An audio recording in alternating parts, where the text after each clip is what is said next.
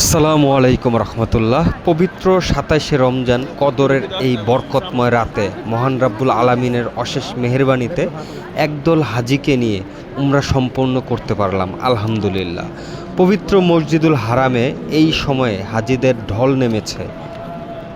তাই যারা এখন থেকে রমজানের শেষ সময় পর্যন্ত উমরা করতে আসবেন তাদের জন্য ছোট্ট কিছু পরামর্শ। অবশ্যই হাতে পর্যাপ্ত সময় নিয়ে এবং ধৈর্য নিয়ে আসবেন, কোনো রকম তাড়াহুড়ো করবেন না।